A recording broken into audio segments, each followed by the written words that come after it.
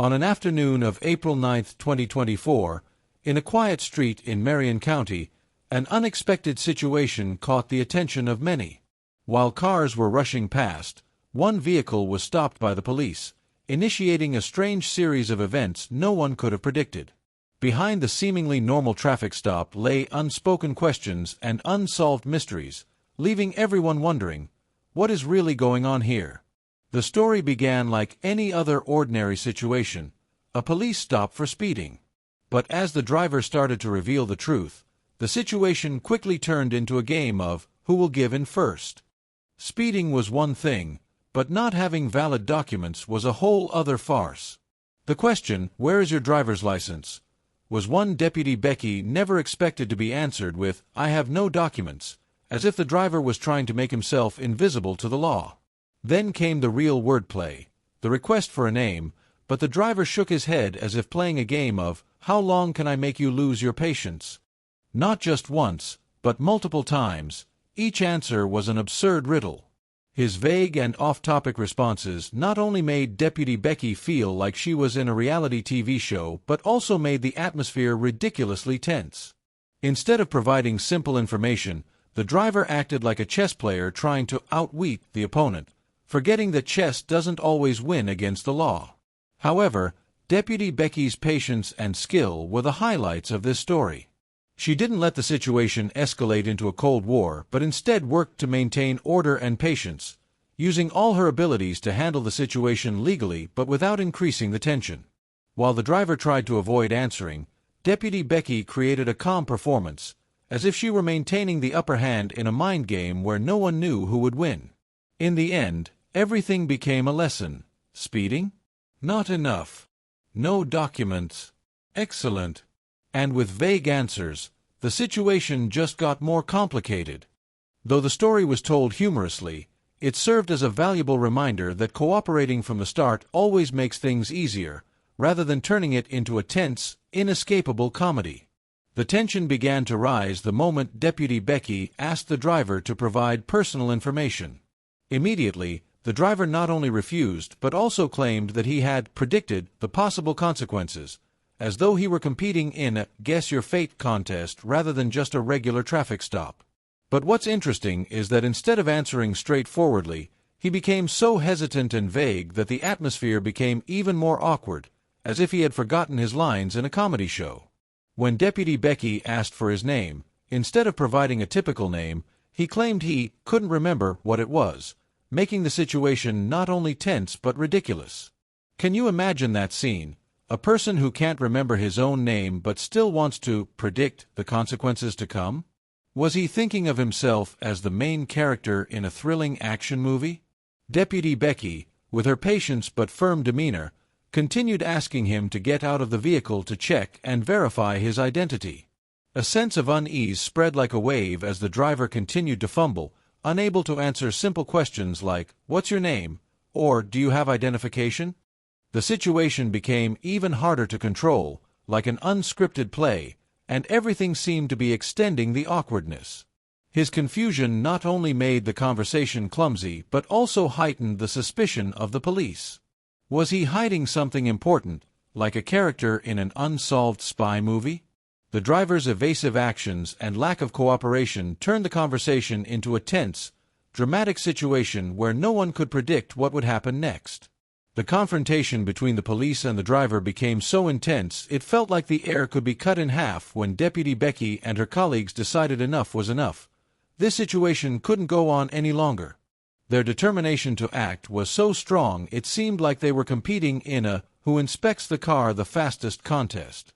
The police asked the driver and passenger to step out of the vehicle for a search, with the seriousness of an international crime investigation rather than just looking for odd items. Their rapid-fire questions and thorough inspection only increased the tension, making everything more difficult and deadlocked. Instead of cooperating, the driver played the role of the evasive artist, intensifying the situation with more doubt. And then, when the vape pen appeared among his personal belongings, it was like a crucial clue in a crime drama, a harmless item in the eyes of an ordinary person but extremely suspicious to the police. Not just a pen but a suspicious sign, that made them wonder if it was a way to hide drugs or something more dangerous. A truly clever trap. Faced with this suspicion, the police decided not to hesitate and began separating the driver and passenger, checking everything in the vehicle, from the tiniest objects to the darkest corners, like participating in a Mission Impossible search. With every passing minute, the police's anxiety and doubt grew, and every move the driver made seemed like a cryptic signal, turning the situation into a never-ending face-off, an intense script no one could predict. As the situation escalated and the officers' patience seemed to be wearing thin, they were forced to take more drastic measures. But don't think they used handcuffs, as the police hadn't received the memo that today was handcuff-free day. Instead, they decided to use zip ties, a temporary but incredibly practical solution, as if they were conducting a scientific experiment on restraining a driver with available items. The police might have felt like characters in an action movie, where every decision was strategic, serious, and decisive. And if you thought zip ties were just office supplies, you'd be wrong. They were the unsung heroes in this control battle. But the story didn't stop there, as the driver suddenly requested to call his mother. Everyone thought this was the moment for the story to calm down, but no, the driver added another dramatic element, not to call a bail supporter, but to make sure his children wouldn't be confused at school, wondering why mom/dad didn't pick them up. A request unlike any other, yet strangely logical, as if for a brief moment, the driver became the image of a worried parent caught in an uncontrollable situation. This only increased the tension, as the police stood on a delicate line. They had to control the situation without becoming the bad guy in the eyes of a concerned parent. Both parties, police and driver, were no longer just engaged in a legal standoff, but now in a tense play where every move carried meaning and suspense. The situation began to escalate when the driver revealed why he refused to provide his name, and immediately, everything turned into a dramatic soap opera with a tense knot. Instead of simply giving his name, the driver decided to share a dark tale about his legal past. The reason sounded like it came from a self-help book, afraid of being arrested for old mistakes, unwilling to cooperate. Clearly, this was a character who had been arrested many times and faced legal challenges before. It sounded like a detective story with a predicted ending: if I report, I'll be arrested. So, instead of cooperating, the driver continued to create tension, every word clouded with fear. This made the situation resemble a negotiation between a worried criminal and a patient officer who couldn't help without the necessary information. The officers, with their deep understanding of psychology, didn't miss the chance to rehabilitate the driver, emphasizing that not cooperating only made the situation worse. Actually, hiding things is more dangerous, they said, as if giving a lesson on honesty, but this lesson seemed lost on a man who had lied too many times. The inner turmoil of the driver between revealing the truth and fearing the consequences made everything even more absurd and ridiculous. Instead of resolving the issue quickly, he chose the guilty path with an uncooperative mentality that provided no benefits. He probably thought he was starring in a thriller, where honesty wasn't the way out of crime but a deadly trap. The police could only look at each other, sighing, as if trying to solve a puzzle while the suspect kept playing the "I don't know" game over and over. The conversation between the police and the driver became a humorous performance, though there wasn't a comedian in sight. Instead of cooperating simply, the driver prolonged the story by revealing the deepest possible reason.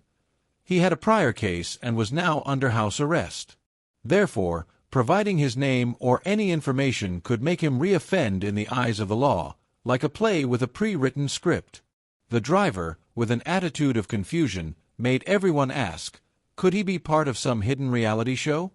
Meanwhile, the police, with their calmness and professionalism, couldn't help but realize that it was the driver's refusal to cooperate that was the real culprit, complicating the situation further. Actually, if you cooperated from the start, everything would have been easier, the police bluntly advised, as if flipping the honest switch would make everything smooth. But it seemed that the driver didn't hear the advice and just ignored it. The police, despite their great understanding of the driver's concerns, could not deny an obvious truth. Only honesty is the key to resolving everything. But it seemed that this key had been lost in the abandoned house of doubt and fear. Every time the police offered advice, the driver would dodge it as if participating in a tennis match where no one wants to win. Thus, the conversation turned into a vicious circle where both the police and the driver kept playing the game of, "I don't know who you are," while in reality, both knew very well that the driver's avoidance only made everything more tense, like a farewell party no one wants to attend. When the driver began talking about their simple life, filled with the daily hustle of a mother trying to pick up her child and prepare for a new day, it felt like watching an episode of a family sitcom. "Just a regular mom, doing everyday things," the driver explained, making the audience sigh. "Oh, this must be a wonderful morning in the life of a stay-at-home mom." However, instead of relaxing in the cozy space of family life, the driver was facing another movie. The legal tension movie, where every small decision could lead to unpredictable consequences. Although the story about preparing to pick up a child seemed like a light-hearted scene, in reality, it was a legal storm brewing, where one wrong decision, refusing to cooperate, turned everything into an unnecessary complication. Viewers could imagine a scene like one from a comedy film, the driver talking about family life while everything around them was falling apart, as if the protagonist were trying to balance caring for the kids and avoiding arrest for refusing to cooperate. Even the mention of support from the boyfriend and family, who were out pumping gas and preparing to pick up the child, only made the family portrait more humorous, like an attempt to seek help from people who were not involved, yet were important witnesses in the legal battle. And then, when the driver spoke about family as an important factor in helping each other during tough times, everything became even more ironic. "Yes, I have a boyfriend and a great family, but they can't help me solve this." The legal battle, whether about picking up a child or simply avoiding some small trouble, was not something that could be solved with words or family support. This situation felt like a basketball game, but instead of the ball, everyone was throwing each other difficult questions and demands for non-cooperation, making everything more complicated and impossible to resolve. Finally, when the police had done everything necessary to verify information and asked the driver to provide more details, the atmosphere of the situation suddenly shifted from tense to a rather unique explanation. The driver, after reflecting on the whole situation, realized that they had created a storm over a simple decision, refusing to cooperate from the start. It seemed like a police officer in a movie would have captured the villain in minutes, but the truth was that the driver just needed to realize earlier that cooperating would not make them a criminal, and everything could have been much smoother.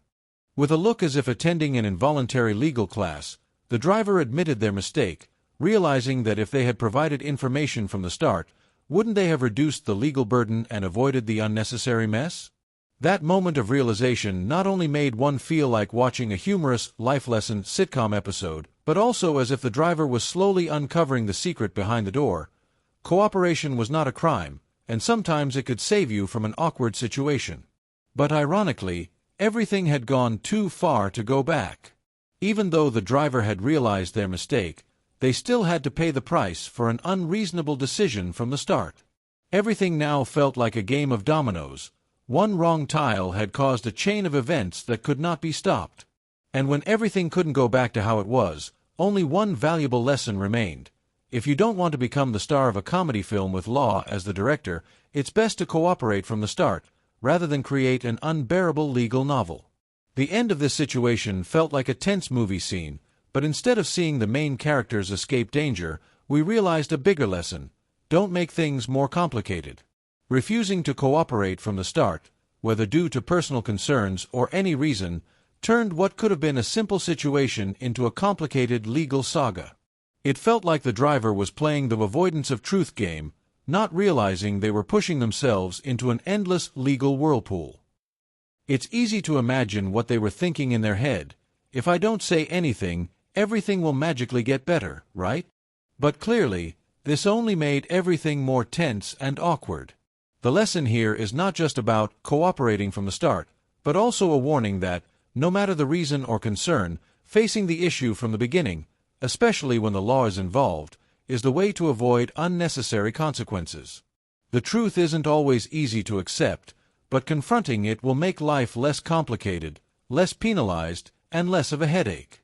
If there's only one thing to learn from this story, it's never think that avoidance will only leave small consequences.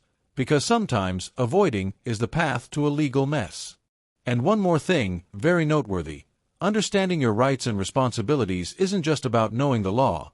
It's about knowing how to behave so that you don't become the star in stories called the hilarious trial. Handle situations calmly, reasonably, and avoid complicating things further.